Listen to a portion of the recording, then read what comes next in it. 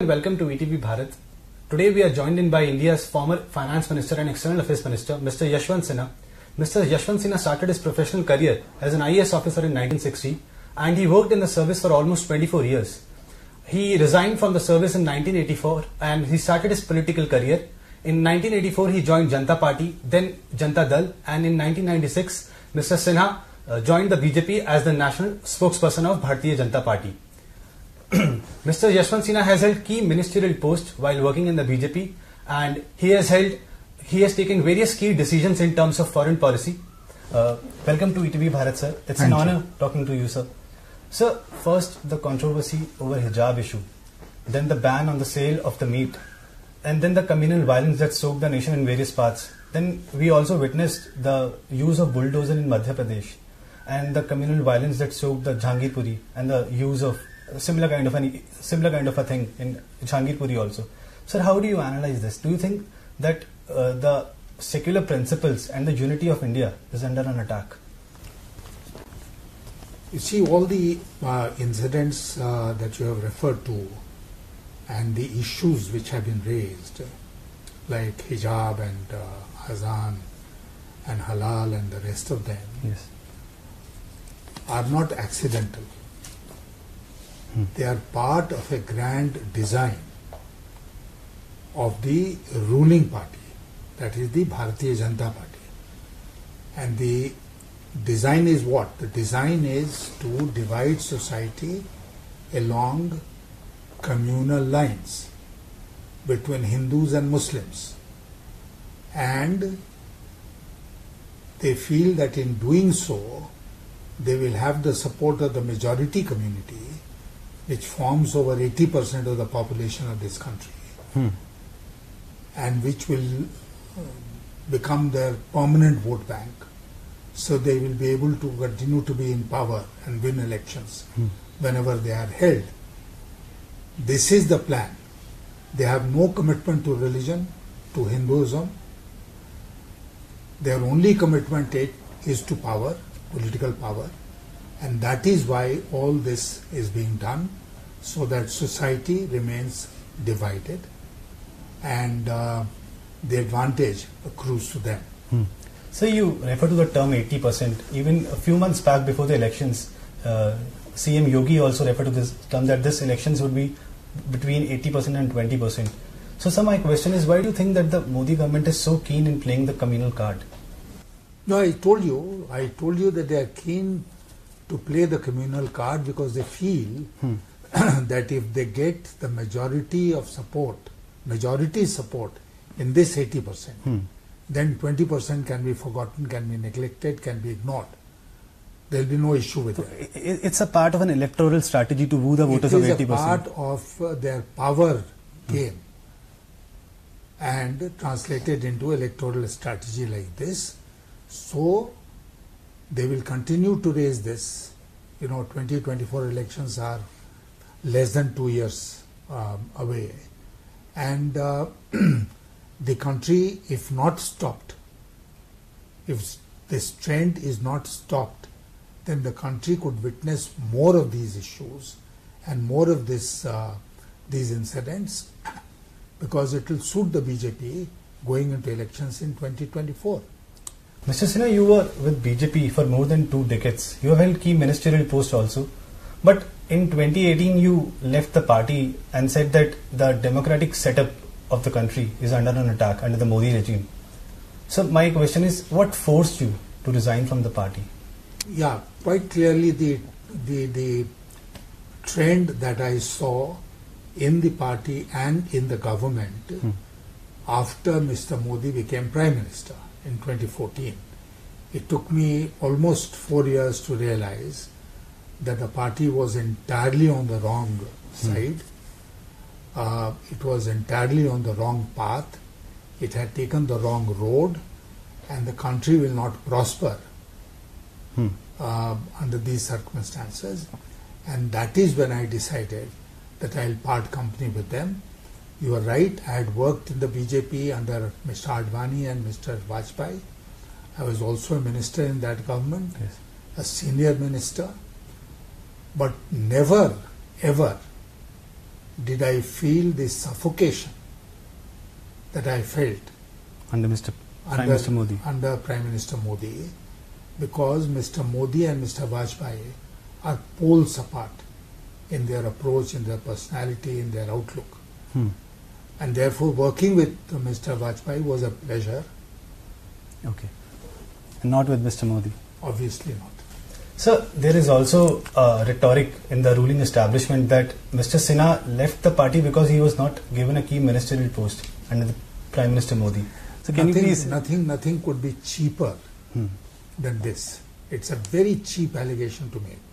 If you look at my career, I've only given up things. Yes. I gave up the IAS when I had 12 years of service left. Which madman will do this? You ask a BJP wala. The other thing is that I did not accept a ministerial post when Mr. VP Singh offered it to me in 1989. Yes. Who will refuse a ministerial post? You ask the BJP walas. Then, if you look at my history, I have always stood by my principles. And in order to not compromise with those principles, if it had involved leaving a post, then I've even left that post. So I've generally given up what other people who consider to be very precious things in their career. But I am not bothered. And in fact, it was my decision to withdraw, resign from the party. Not to contest the 2014 Lok Sabha elections in the first instance and then resign from the party. Why didn't the BJP expel me? If I was doing wrong things, then they should have expelled me. They did not even issue a notice to me. But I decided myself that I will not be a part of this. But did you felt sidelined post the entry of Prime Minister Modi in 2014? No, I opted for it. This is the point I am trying to make. If I wanted to be a minister, then I would have contested the 2014 Lok Sabha election, sure, which I would have won without any doubt. So basically you are saying you stood by the principles. I decided that I will not be able to get along with these people because they were following the wrong path, the wrong approach, and therefore the best thing was to not be a part of it. That was the first decision. Yes. And the second decision was to part ways with them. That came in 2018. So in 2021 you joined Trinamool Congress and you are now the current Vice President of the EMC. So my question is, West Bengal is basically known for its culture and in academia world also, for contributing in the academia world. But West Bengal, when it was under the rule of left parties, we witnessed extreme political violence there. But even after the emergence of Mamata Banerjee in 2011, the political violence there is still continuing. Don't you think that this is also an attack on democratic principles?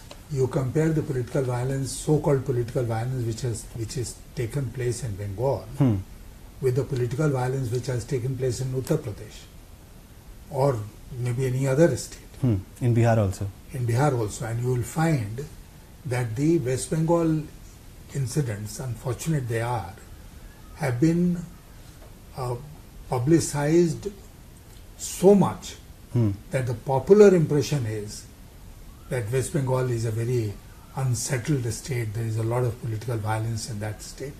So even a simple thing is immediately related to a political party. Yes.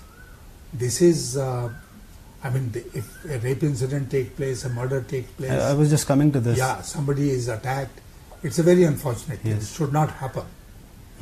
But it is also unfortunate, equally unfortunate, that if this happens in one state, then you make much of it. Yes. If it happens in another state, then you keep quiet about it. So, but Mamata Banerjee is a very big leader, but she gave a very controversial statement on that rape incident. So, don't you think that it's in a way undermining the sentiments of the kins of the victim? No, we don't know the facts. Neither you nor I do know the facts of that case.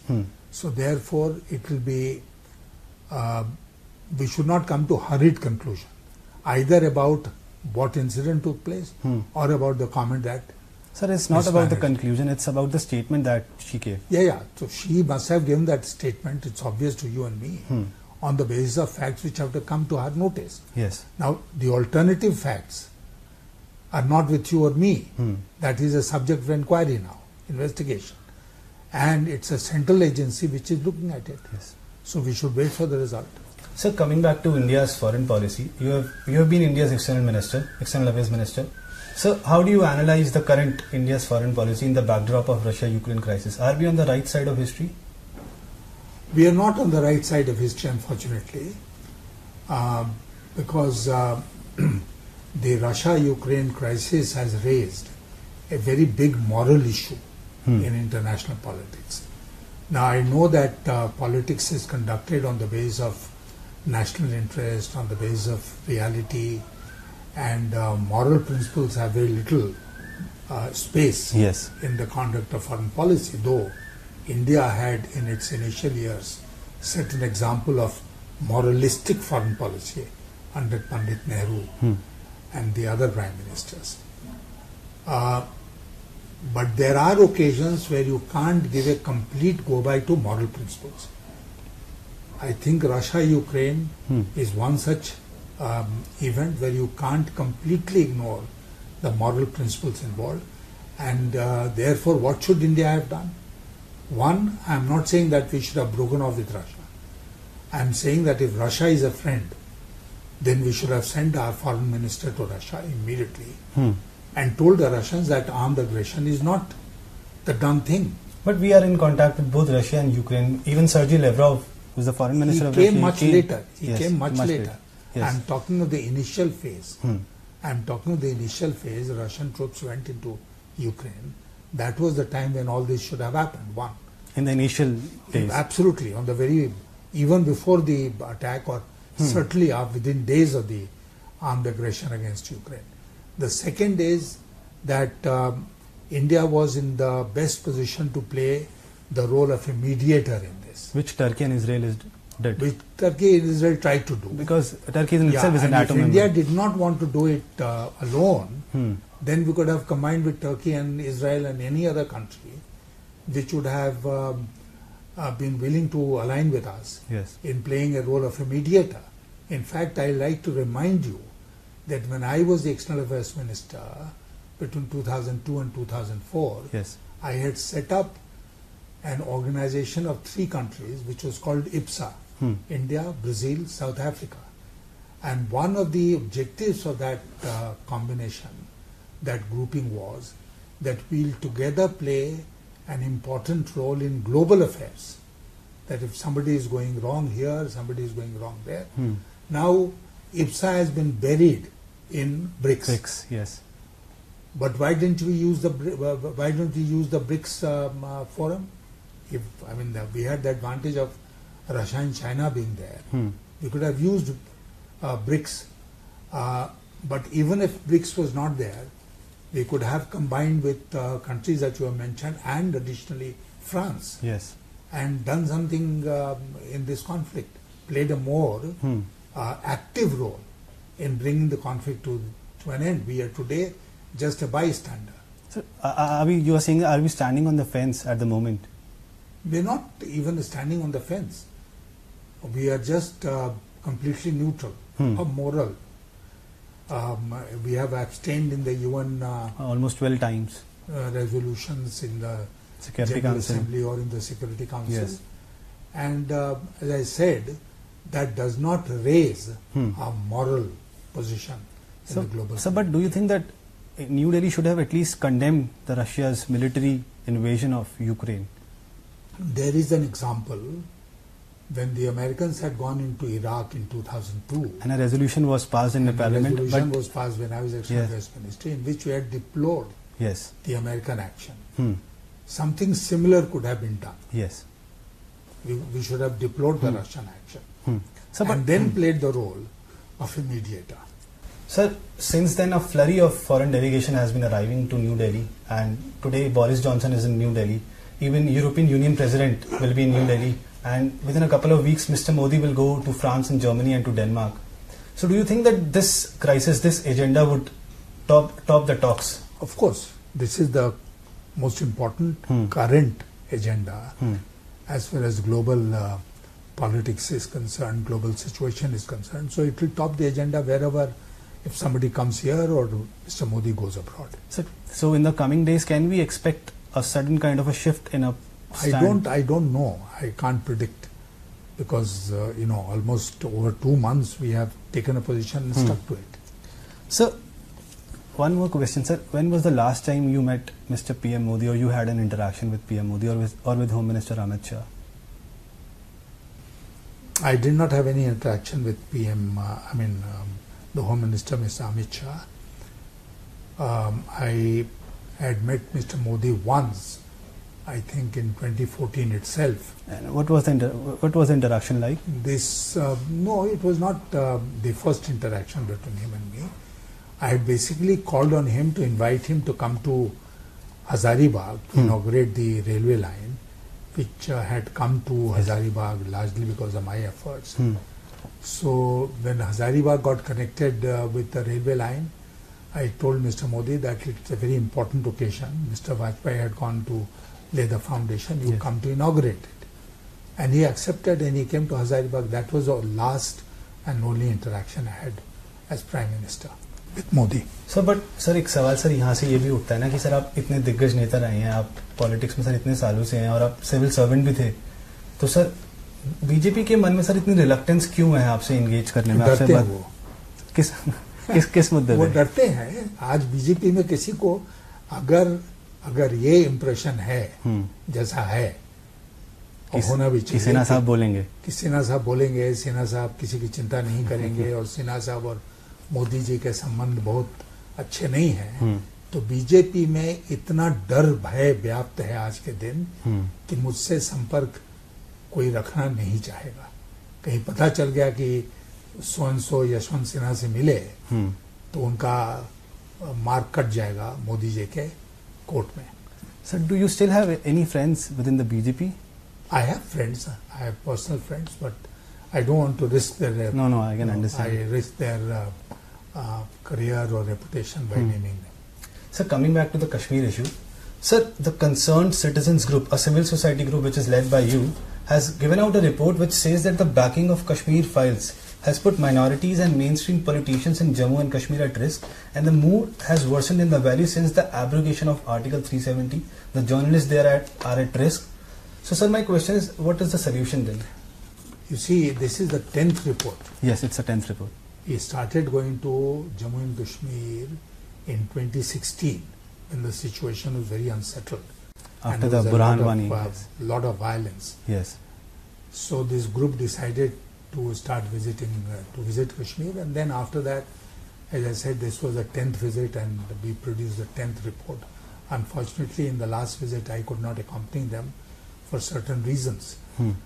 But I endorsed the report, and there is a lot of misunderstanding about the situation in Kashmir in the rest of the country. Yes. The rest of the country derives its information about Kashmir, one from the government of India and the other from the Godi media.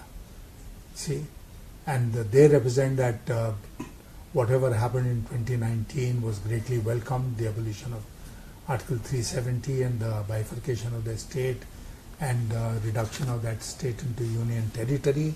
And the people are very happy. If you don't believe me, go and look at the number of tourists who are visiting the valley. But anyone who knows a little bit about Kashmir knows that Kashmiris also have to have food, and therefore they are not the ones who are going to stop the tourists from coming, because then their business prospers, and who would not like this to happen? But in the heart of their hearts, are they happy? No, they are deeply unhappy. They are deeply unhappy at the way the government of India has treated them, and it's not merely a few people in the higher echelons or in the government. जो आम है, जो आम जनता है कश्मीर की, वो बहुत नाराज है आज के दिन मोदी सरकार से, और वो बहुत ही डिसअपॉइंटेड है, फ्रस्ट्रेटेड है।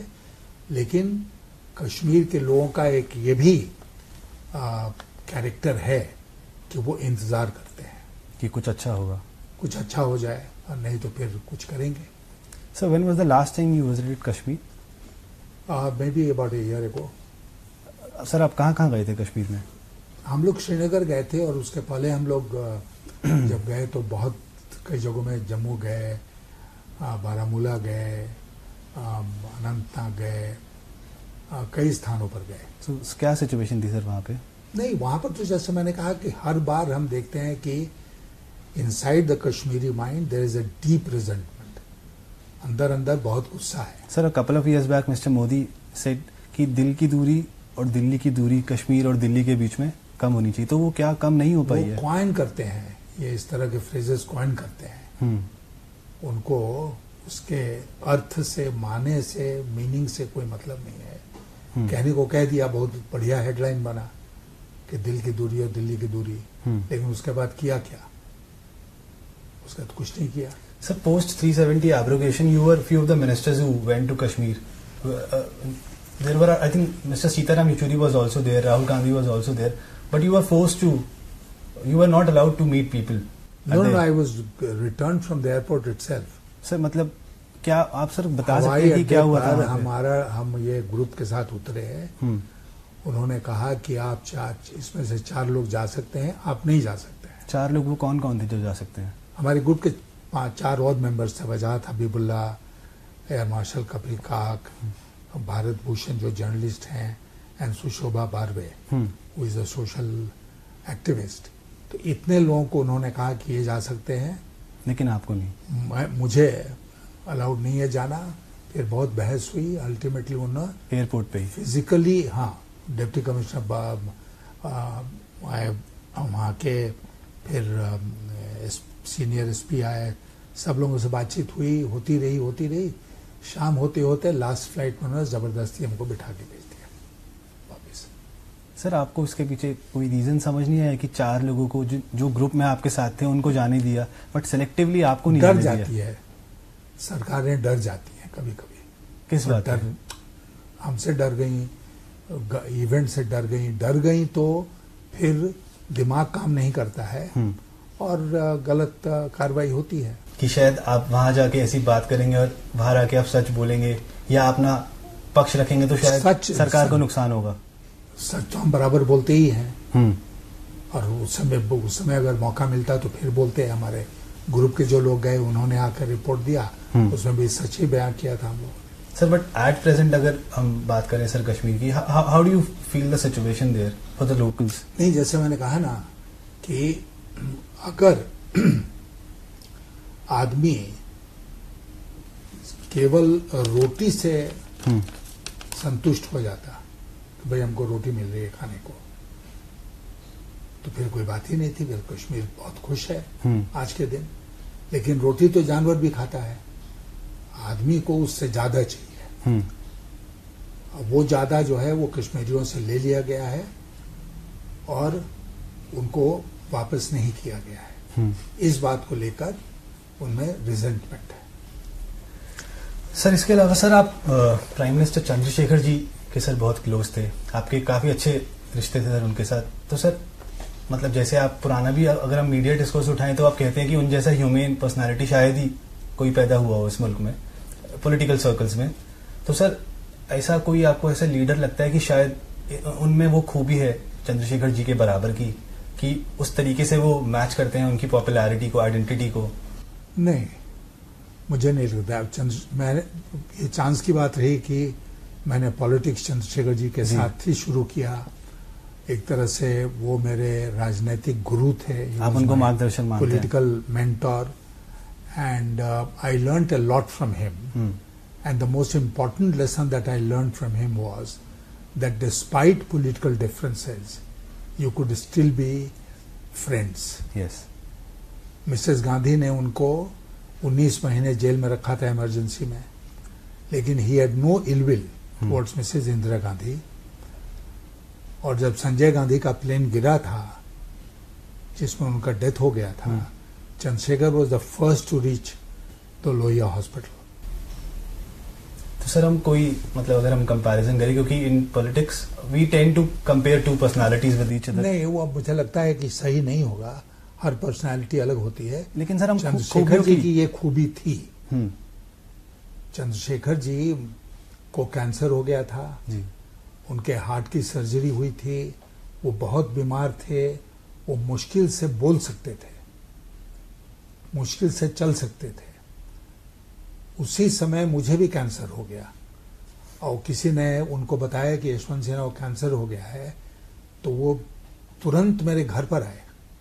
जब उनको भी कैंसर था? उनको कैंसर था, वो हार्डली चल सकते थे, और मेरे यहाँ वो आए, उन्होंने मुझे जो भी मशवरा देना था वो सब उन्होंने दिया, सारी सहानुभूति सिंपैथी दिखाई, और वहां से वो सीधे फिर अस्पताल जा रहे थे।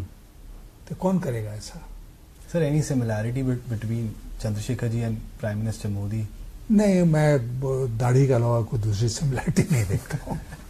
सर मतलब मैं सर ये सवाल इसलिए पूछना चाह रहा हूँ कि इतने सालों का तजुर्बा है सर आपके पास, शायद इतने सालों का तजुर्बा शायद ही किसी पर्सनालिटी के पास हो कि इतना साल उनको रहने, संवैधानिक पोजीशन मिलने में सर वो बहुत बड़ी चीज होती है। तो सर मुद्दा यही उठता है कि पीएम मोदी सर खुद अपने आप में अब इतने बड़े पॉलिटिशियन हैं, उसके अलावा देश को लीड कर रहे हों, तो ऐसी क्या रिलक्टेंस है कि वो एक दिग्गज नेता से इंटरेक्शन नहीं चाहते? जरूरत नहीं है। अच्छा, अगर आपको ये पता चल जाए या आप अपने को कन्विंस कर लें कि दुनिया का सारा नॉलेज आप ही के पास है, सारी समझ आप ही के पास है, आपसे बेहतर कि इस चीज के बारे में कोई नहीं जानता है, आपको किसी के एडवाइस की जरूरत नहीं है, तो फिर आप क्यों एडवाइस लेंगे? यशवंत सिन्हा हो या एबीसीडी कोई भी हो। तो शायद पार्टी को जितनी जरूरत थी आपकी उतना इस्तेमाल हो गया, अब शायद अब जरूरत नहीं है। हमको भी जरूरत नहीं है उस पार्टी की, इसलिए मैंने कहा ना कि पार्टी ने हमको नहीं निकाला, आपने खुद रिजाइन किया, छोड़ दिया। सर लास्ट क्वेश्चन सर जैसे आपने स्टार्टिंग में बोला कि 2024 के चुनाव ज्यादा दूर नहीं है, तो सर पीएम मोदी के खिलाफ कौन एक टफ स्टैंड दे सकता है, उनको कंपटीशन दे सकता है अपार्ट फ्रॉम ममता बनर्जी? नहीं, कई लोग हैं जो कि देखिए बहुत सारे स्टेट्स हैं ना जहां पर कि रीजनल लीडर्स हैं, वो चीफ मिनिस्टर हैं। फॉर एग्जांपल जैसे उद्धव ठाकरे हैं महाराष्ट्र में, जैसे ये है डीएमके स्टालिन है, टीआरएस हैं, कई लोग हैं जो कि अपने अपने राज्यों में चीफ मिनिस्टर हैं, और नेशनल लेवल पे बहुत सारे लोग हैं। तो इसलिए वो इश्यू नहीं है आज के दिन कि मोदी को टक्कर कौन देगा। इश्यू ये है कि मोदी की जो सोच है उसको टक्कर कौन देगा। तो sir with in the BJP कोई ऐसा कैंडिडेट है जो उस स्टैचर को या उस... मैंने कहा ना कि BJP today has become a party of slaves, तो उसमें किसी में दम बचा नहीं। तो सर शायद आप इस चीज को रेफर कर रहे हैं, the fight is not between the parties, it's rather about the ideology which BJP adheres to. Absolutely. और ऑपोजिशन में कोई भी अगर कुछ करना चाहता है तो they will have to come with an alternative narrative in 2024. In front of the narrative of the BJP, they will have to come with an alternative narrative. क्या सोचते हैं, कैसे आगे बढ़ाएंगे देश को? अगर आज महंगाई और बेरोजगारी बड़ी समस्या, तो कैसे निपटेंगे इससे? फॉरेन पॉलिसी में क्या करेंगे? Sir, coming back to the financial situation, you have been also been the finance minister. Sir, at present, how do you see the financial stability or financial condition of India? नहीं, दुनिया की स्थिति ठीक नहीं है, भारत की स्थिति भी ठीक नहीं है, बहुत सारे चैलेंजेस है हमारी इकोनॉमी में। जैसा मैंने अभी आपसे कहा, सबसे बड़ा चैलेंज है महंगाई और बेरोजगारी। ये जो आप देख रहे हैं, इतना जो अनरेस्ट हो रहा है, सोशल अनरेस्ट विभिन्न शहरों में, क्यों हो रहा है? बिकॉज हमारे नौजवान अनएम्प्लॉयड हैं। आप नहीं जाएंगे सड़क पर झंडा लेके, नहीं ना जाएंगे, क्योंकि आप नौकरीशुदा हैं जी। लेकिन जिसको कुछ नौकरी नहीं है, कुछ नहीं है, उसको झंडा पकड़ा दो, चला जाएगा। तो ये जो अनरेस्ट हम देख रहे हैं आज, वो largely economic and social unrest है। Sir, prior to the Russia Ukraine crisis, अगर ये सवाल सर आपसे पूछा जाए कि पोस्ट 2014 और prior to Russia Ukraine crisis, has the Modi government able to find a kind of a situation where the economical situation of the country could become more stable? नहीं, हमको लगता है कि शुरू से उनकी जो नीतियां रही हैं, आर्थिक नीतियां, इकोनॉमिक पॉलिसी, वो सही नहीं रही है। और समय समय पर जब भी मुझे मौका मिला है, मैं इसको पॉइंट आउट करता रहा हूँ आर्टिकल्स वगैरह लिखकर कि कहाँ गलती कर रहे हैं वो। सर लास्ट क्वेश्चन सर ये है सर 2024 के चुनाव में सर हम आपको देखेंगे अगर आप क्या कॉन्टेस्ट करेंगे? हम बहुत बुढ़े हो गए और कॉन्टेस्ट करने का भी हमारा कोई इरादा नहीं है। लेकिन मार्गदर्शक रहेंगे आप? नहीं, हमको कोई मार्गदर्शक अपने आप थोड़ी बन जाता है सर। लेकिन आप टीएमसी के वाइस प्रेसिडेंट हैं। लोग अगर मार्गदर्शन चाहेंगे तो मार्गदर्शन उपलब्ध कराएंगे जरूर। सर लेकिन टीएमसी में एट प्रेजेंट सर आपकी क्या भूमिका है? नहीं, आपने जैसे कहा हम टीएमसी के वाइस प्रेसिडेंट हैं, मीटिंग वीटिंग होती है उसमें जाते हैं, मशवरा देते हैं जब हमसे पूछा जाता है, तो इसलिए जो एक एक्टिव रोल है वो हम प्ले कर रहे हैं अपने ढंग से। तो सर क्या 2024 तक जिस आइडियोलॉजी की आप बात कर रहे हैं कि it's a battle between ideologies not between the parties, तो क्या 2024 में उस आइडियोलॉजी को मात दिया जा सकता है? कोशिश करेंगे कि इसको आइडियोलॉजी को मात दिया जाए और हमको लगता है कि परिस्थितियां बदलेंगी 24 आते आते तक। और जैसे दंगे हो रहे हैं, 6 महीने पहले कोई आपसे पूछता कि दंगे होंगे क्या, हमसे पूछता कि दंगे होंगे क्या इस तरह, तो शायद हम लोग कहते कि नहीं होंगे जी, लेकिन आज हो रहे हैं। तो इसीलिए राजनीति में the saying goes 1 week is a long time in politics. So let's wait and see. Thank you so much, Mr. Sinha. It was a pleasure talking to you. Thank you.